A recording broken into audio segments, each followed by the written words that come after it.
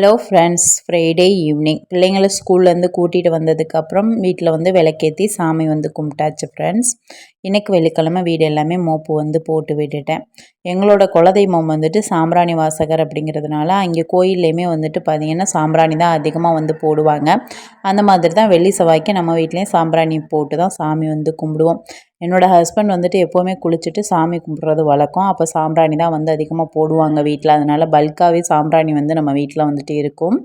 பிள்ளைங்க 2 பேரும் இந்த வருஷம் ஆனுவல் டேயில் வந்துட்டு டான்ஸ் வந்து பண்ண போகிறாங்க. அதுக்கு தான் வந்துட்டு ஃபோனில் வந்து ஏதோ பாட்டெல்லாம் வந்து பார்த்துட்ருக்காங்க.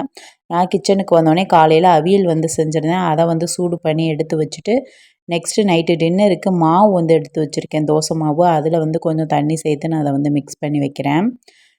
தோசைக்கு பார்த்திங்கன்னா தக்காளி குருமா வந்து செய்யலாம் அப்படின்னு சொல்லிட்டு பிளான் பண்ணியிருக்கேன். கொஞ்சம் பாத்திரம் விளக்கி வச்சுருந்தேன், அதெல்லாம் எடுத்து அஸ்விதா வந்து அரேஞ்ச் பண்ணி வைக்க சொல்லிவிட்டு நெக்ஸ்ட் வந்து பார்த்திங்கன்னா பாத்திரம் வந்து இருந்துச்சு. இப்போ நான் வந்து சூடு பண்ணின பாத்திரம், பிள்ளைங்களோட லஞ்ச் பாக்ஸ் எல்லாமே வந்து விளக்கி எடுத்து வச்சுட்டு அதுக்கப்புறம் வெங்காயம் தக்காளி எல்லாமே கட் பண்ண ஆரம்பிச்சிட்டேன். தக்காளி குருமா ரொம்பவே ஈஸியாக சிம்பிளாக குயிக்காக வந்துட்டு நம்ம செஞ்சிடலாம். அதுக்கு வெங்காயமும் தக்காளியும் தான் தேவை. 4 பெரிய வெங்காயமும் 5 தக்காளியும் நான் வந்து சேர்த்துருக்கேன். தக்காளி வந்து வாங்கினதில் நிறைய தக்காளி அடிபட்டுருச்சு. அதனால் சரி தக்காளி குருமா வைக்கலாம் அப்படின்னு சொல்லிட்டு பிளான் பண்ணி தான் இன்றைக்கி தக்காளி குருமா வந்து வைக்கிறேன். அதுக்கு ஒரு கடாய் வச்சுட்டு இதில் வந்து எண்ணெய் சேர்த்துக்கிறேன். நான் யூஸ் பண்ணுறது ரீஃபைண்ட் ஆயிலு, அதுக்கப்புறம் நல்லெண்ணெய், தேங்காய் எண்ணெய், இது 3 எண்ணெயும் தான் மாற்றி மாற்றி யூஸ் பண்ணுவேன். இப்போ கரம் மசாலா ஸ்பைசஸ் எல்லாம் போட்டு கொஞ்சமாக சோம்பு வந்து சேர்த்து பொரிஞ்சதுக்கப்புறம் நறுக்கி வச்சுருந்த பெரிய வெங்காயம் 4 வந்து இதில் சேர்த்து நல்லா வந்து வதக்கிக்கலாம்.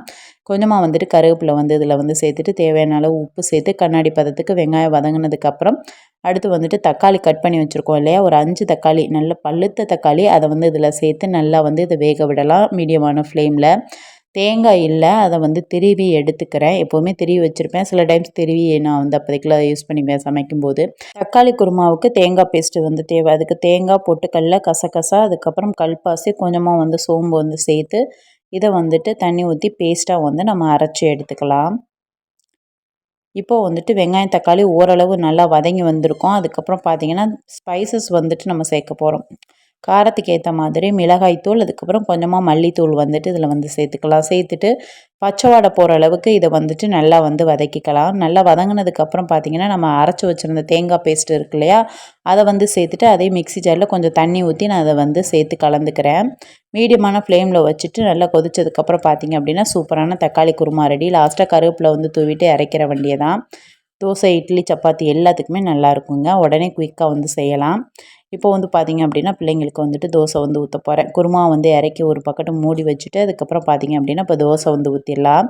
இட்லி மாவு வந்து அரைக்கும் போதே பார்த்திங்கன்னா பாதி வந்து புளிக்காமல் நான் எடுத்து வச்சுருவேன். அதை தான் வந்து இந்த மாதிரி தோசையெல்லாம் வந்து செஞ்சுக்கிறது. புளிக்கிற மாவை வந்து பார்த்திங்கன்னா இட்லி வந்து ஊற்றிக்குவேன்.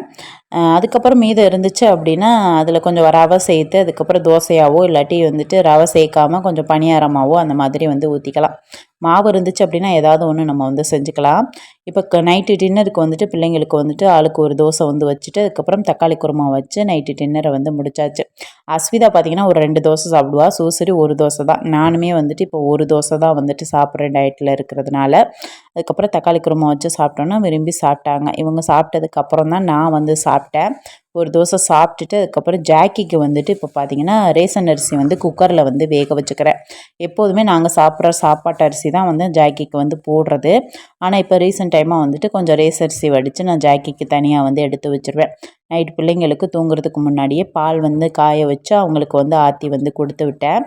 பார்த்திங்க அப்படின்னா அவங்க குடிச்சிட்டு அதுக்கப்புறம் வந்து படுப்பாங்க எப்போவுமே. இப்போ வெயில் வந்து ஸ்டார்ட் ஆயிடுச்சு இல்லையா, அதனால் கொஞ்சம் கொஞ்சம் சப்ஜா சீட்ஸ் வந்து எடுத்துக்கலாம் அப்படின்னு சொல்லிட்டு தோணுச்சு. அதனால் சப்ஜா சீட்ஸ் வந்து ஊற வச்சுக்கிறேன்.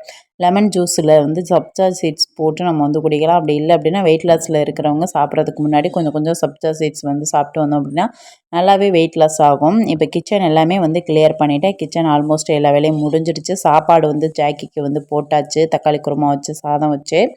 இப்போ வந்துட்டு நான் போயிட்டு தூங்க போகிறேன். நெக்ஸ்ட் டே வந்துட்டு பார்ப்போம். பாய், குட் நைட். அனைவருக்கும் இனிய காலை வணக்கம் ஃப்ரெண்ட்ஸ். இது வந்து சனிக்கிழமை காலையில் இப்போ தான் வந்து கொஞ்சம் விடிஞ்சிட்டு வந்துட்டுருக்கு. 5:30க்கே எந்திரிச்சிட்டேன். பார்த்திங்க அப்படின்னா கண்ணே முழிக்க முடியல, அந்தளவுக்கு செம தூக்கம். அதுக்கப்புறம் எந்திரிச்சு இப்போ தான் வந்துட்டு வெளியில் வரேன். இப்போ தான் வந்து பொழுது விடிஞ்சிட்ருக்கு. கோழி வந்து அடையில் வச்சுருந்தோம். 11 முட்டை அதுவாக முட்டையிட்டு அதுவாக குஞ்சு பொரிச்சிருக்கு. 6 குஞ்சு தான் வந்து பொரிச்சிருக்கு. செடியெல்லாம் இருந்துச்சு, அது எல்லாத்துக்குமே தண்ணி வந்து விட்டுறலாம் அப்படின்னு சொல்லிட்டு இப்போ அதுக்கு தான் வந்து தண்ணி வந்து விட்டுட்ருக்கேன்.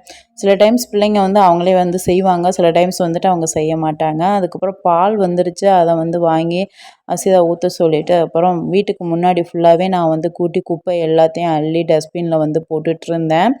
இன்றைக்கி வந்துட்டு சுபசரி தான் வந்துட்டு இப்போ கோலம் வந்து போட போகிறா. வீட்டுக்கு முன்னாடி வந்துட்டு தண்ணி தொளிச்சு வாசல் ஃபுல்லாக வந்து தொளிச்சு விட்டுருவேன். ஜாக்கியும் வந்துட்டு ஒவ்வொரு நேரம் வந்து மண்ணை வந்து பறிச்சுட்டே இருக்கும். அதே மாதிரி குஞ்சு பொரிச்சிருக்க கோழியும் வந்துட்டு பார்த்திங்க அப்படின்னா மண்ணை ஃபுல்லாக கலைச்சி அந்த மண்ணுக்குள்ளே இருக்கிற குட்டி குட்டி கல் எல்லாம் வெளியில் வந்துடுது. நடக்கும்போது பயங்கரமாக குத்தும், பார்க்குறதுக்கும் அசிங்கமாக இருக்கும். அதனால் ஃபுல்லாகவே தண்ணி தொளிச்சு கூட்டி விட்டுட்டேன். சுபஸ்ரீ வந்து கோலம் வந்து போட்டுட்ருக்கான். சூரியன் உதயமானது பார்த்திங்க அப்படின்னா இன்றைக்கி அவ்வளோதுக்கு ரெட் கலரில் இருந்துச்சு, தக்கன்னு தக்காளி பழம் மாதிரி. ஆனால் என்னோடய ஃபோனுக்கு அந்த அளவுக்கு வந்து தெரியலை, கிளாரிட்டி சரியில்லை. இதுதான் சுபஸ்ரீ போட்ட கோலம். நேராக கிச்சனுக்கு வந்தாச்சு. கிச்சனில் வந்தோடனே ஜன்னலை தான் வந்து ஓப்பன் பண்ணேன். பார்த்தீங்க அப்படின்னா பங்குனி வெயில் பல்ல கட்டிக்கிட்டு அடிக்குதுங்கிற மாதிரி பார்த்தீங்கன்னா கண்ணே அப்படி திறக்கவே முடியல. அந்தளவுக்கு சூரிய ஒளி வந்துட்டு கண்ணில் வந்து பட்டுட்டு இருந்துச்சு.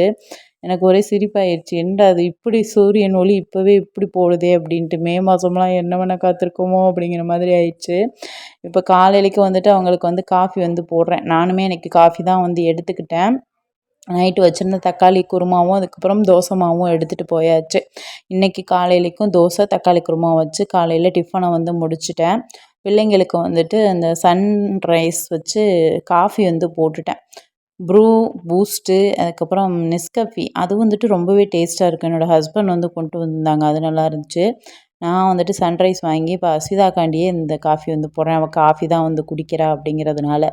அப்புறம் எல்லாருக்கும் கப்பு வந்து எடுக்கிறேன் அப்படின்னு சொல்லிட்டு அவள் வந்து எடுத்துகிட்டு இருந்தா. 3 பேருக்குமே இன்றைக்கி வந்துட்டு சூடாக காஃபி வந்து போட்டு அதுக்கப்புறம் பார்த்தீங்க அப்படின்னா ஃபேனில் வந்துட்டு ரிலாக்ஸாக வந்து காஃபி வந்து குடிச்சிட்டு அதுக்கப்புறம் தான் வந்துட்டு ஆஃப்டர்நூனுக்கு வந்துட்டு என்ன சமைக்கிறது அப்படின்னு சொல்லி பிளான் பண்ணிவிட்டு அப்புறம் மீன்காரன் எனக்கு ஃபோன் பண்ணி மீன் வந்து கொண்டு வர சொல்லியிருந்தேன். காலையில் டிஃபனுக்கு தக்காளி குருமா தோசை வச்சு டிஃபனை வந்து முடிச்சிட்டோம். ஆஃப்டர்நூனுக்கு வந்துட்டு பாறை மீன் வந்து வாங்கியிருந்தேன் 3/4 கிலோ. அதை வந்து கழுவி கட் பண்ணி உப்பு போட்டு நல்லா விரசி கழுவியாச்சு. அப்போ தான் வந்துட்டு அந்த கவுச்சி ஸ்மெல்லாம் இருக்காது. மீன் குழம்புக்கு தேவையானது எல்லாமே அஸ்விதா தான் வந்து இன்றைக்கி கட் பண்ணி எடுத்து வச்சுருக்கா. அதே மாதிரி சாதமும் அவள் வந்து வடிச்சிட்டா. ஃப்ரெஷ்ஷப் ஆகிட்டு நான் வந்துட்டு குக்கிங் வந்து ஆஃப்டர்நூன் வந்து ஸ்டார்ட் பண்ணிட்டேன். என் ஃப்ரெண்டோட அக்கா பையன் தான் அந்த குட்டி பையன், அவனை வச்சு விளையாண்டுட்டு இருந்தாங்க. ஃப்ரை பேன் வச்சுட்டு இதில் எண்ணெய் அதில் சேர்த்துட்டு அதுக்கப்புறம் மிளகு, ஜீரகம், சோம்பு, முழு மல்லி இது எல்லாமே சேர்த்துக்கலாம். சின்ன வெங்காயம் இல்லாட்டி பெரிய வெங்காயம், இல்லாட்டி சின்ன வெங்காயம் பெரிய வெங்காயம் 2மே நீங்கள் வந்து சேர்த்துக்கலாம். அதை சேர்த்துட்டு பச்சை மிளகா சேர்த்து கொஞ்சமாக வந்து தக்காளி அதுக்கப்புறம் பூண்டு வந்து இதில் சேர்த்து வதக்கிக்கலாம். தக்காளி வந்துட்டு ஒரு 2 தக்காளி வந்து நான் சேர்த்துருக்கேன். அதே மாதிரி பூண்டு வந்துட்டு ஒரு 4லேருந்து 5 பல் பூண்டு வந்து சேர்த்து இதை பச்சை வாடை போகிற அளவுக்கு வதக்கிட்டு அதுக்கப்புறம் இதை இறக்கி ஆற வச்சிடலாம். இன்றைக்கி மீன் குழம்பு வந்துட்டு மண் சட்டியில் செய்ய போகிறேன். தேவையான அளவு எண்ணெய் வந்து சேர்த்துக்கிறேன். நீங்கள் முடிஞ்சு அப்படின்னா நல்லெண்ணெய் தேங்காய் எண்ணெய் சேர்த்துக்கோங்க. நான் ரீஃபைண்ட் ஆயில் சேர்த்துட்டு அது காஞ்சதுக்கப்புறம் கடுகு, வெந்தயம், சின்ன வெங்காயம், பூண்டு, பச்சை மிளகா சேர்த்து இதை வந்து வதக்கிக்கலாம். மீன் குழம்புக்கு ஆல்ரெடி வதக்கி வச்சுருந்ததை மிக்ஸி ஜாரில் சேர்த்து தண்ணி ஊற்றி இதை வந்துட்டு பேஸ்ட்டாக வந்து நம்ம அரைச்சி எடுத்துக்கலாம். வேணும் அப்படின்னா அதில் தேங்காய் கூட நீங்கள் வந்து சேர்த்துக்கலாம் வதக்கிட்டு. இப்போ பார்த்தீங்கன்னா கொஞ்சமாக கருவேப்பிலை வந்து சேர்த்துக்கிறேன் மீன் குழம்புக்கு. நெக்ஸ்ட்டு அரைச்சி வச்சுருந்த பேஸ்ட் வந்து நம்ம இதில் வந்து சேர்த்துக்கலாம். சேர்த்துட்டு ஓரளவுக்கு வதக்கிட்டு இதில் வந்துட்டு காரத்துக்கு வந்துட்டு வர மிளகாய் தூள் வந்துட்டு ஒரு 2 டேபிள் ஸ்பூன் கிட்ட நான் சேர்த்துருக்கேன். அதுக்கப்புறம் வீட்டில் அரைச்ச மிளகாய் தூள் வந்துட்டு 1.5 டேபிள் ஸ்பூன், அதுக்கப்புறம் மல்லித்தூள் வந்துட்டு நான் வந்து சேர்த்துக்கிறேன். ஒரு 2லேருந்து 3 டேபிள் ஸ்பூன் மல்லித்தூள் வந்து சேர்த்து பச்சை வாடை போகிற அளவுக்கு இதை வந்துட்டு நல்லா வந்து வதக்கிக்கலாம். இது நல்லா வந்துட்டு வதங்கட்டும். வதங்கி எண்ணெய் பிரிஞ்சு வந்ததுக்கப்புறம் இதில் கொஞ்சமாக வந்துட்டு உப்பு வந்து சேர்த்து நல்லா வதக்கிக்கலாம். நெக்ஸ்ட்டு கரைச்சி வச்சுருக்கிற புளியை வந்து நம்ம இதில் வந்து சேர்த்துக்கலாம். இதே புளியில் இன்னும் எக்ஸ்ட்ரா தண்ணி ஊற்றி நான் வந்துட்டு மறுபடியும் புளியை வந்து கரைச்சிட்டு இதில் வந்து சேர்த்துக்கிறேன். தேவையான அளவு உப்பு காரம்லாம் இருக்கான்னு பார்த்து செக் பண்ணிவிட்டு அதுக்கப்புறம் இதில் வந்துட்டு தண்ணி வந்து நான் வந்து மறுபடியும் சேர்த்துக்கிறேன். அந்த மிக்ஸி ஜாரில் உள்ள தண்ணி அதுக்கப்புறம் வந்துட்டு எக்ஸ்ட்ரா தண்ணி சேர்த்து ஒரு மூடி போட்டு மூடி வச்சிடலாம். நல்லா கொதி வந்து குழம்பு கொஞ்சம் சுண்டி வந்ததுக்கப்புறம் இதில் வந்துட்டு கழுவி வச்சுருக்கிற பாறை மீனை வந்து நம்ம இதில் வந்து சேர்த்துக்கலாம். சேர்த்துட்டு அதுக்கப்புறம் எக்ஸ்ட்ரா வந்துட்டு இதில் கொஞ்சமாக வந்து கருவேப்பிலை வந்து சேர்த்துக்கிறேன். இப்போ பார்த்திங்க அப்படின்னா மூடி போட்டு வச்சிடலாம். நல்லா வந்து இது வெந்து வரட்டும். வெந்து வந்ததுக்கப்புறம் பார்த்திங்க அப்படின்னா இந்த அளவுக்கு எண்ணெய் பிரிஞ்சு நல்லா வந்துடும். வந்ததுக்கப்புறம் பார்த்திங்கன்னா ஒரு வாட்டி மிக்ஸ் பண்ணிவிட்டு அதுக்கப்புறம் மறுபடியும் வந்துட்டு அடுப்பை மீடியமான ஃப்ளேமில் வச்சு நம்ம வந்து குழம்ப வந்து சுண்ட வச்சோம் அப்படின்னா ரொம்பவே சூப்பரான மீன் குழம்பு வந்துட்டு ரெடி ஆயிடுச்சு. பாறை மீன் குழம்பு அவ்வளோ சூப்பராக இருந்துச்சு டேஸ்ட்டு. வேணும்னா அதில் தேங்காய் பால் கூட நீங்கள் வந்து சேர்த்துக்கலாம். ரொம்ப ரொம்ப டேஸ்ட்டாக இருந்துச்சு இந்த பாறை மீன் குழம்பு. சனிக்கிழமை மதியானத்துக்கு வந்துட்டு சூடான சாதமும் சூப்பரான பாறை மீன் குழம்பும் வச்சு லஞ்சை வந்து முடிச்சாச்சு. இதோட இந்த வீடியோ முடியுது ஃப்ரெண்ட்ஸ். இந்த வீடியோ உங்களுக்கு பிடிச்சிருந்துச்சி அப்படின்னா மறக்காமல் லைக் பண்ணுங்கள், ஷேர் பண்ணுங்கள், சப்ஸ்கிரைப் பண்ணுங்கள். உங்களோட சப்போர்ட் வந்துட்டு எனக்கு ரொம்பவே தேவை ஃப்ரெண்ட்ஸ். நிறைய பேர் வந்துட்டு சப்ஸ்கிரைப் பண்ணாமே பார்க்குறீங்க. ப்ளீஸ் எல்லாருமே சப்ஸ்கிரைப் பண்ணிவிட்டு பாருங்கள். Thank you friends. நெக்ஸ்ட் வீடியோவில் பார்ப்போம். பாய்.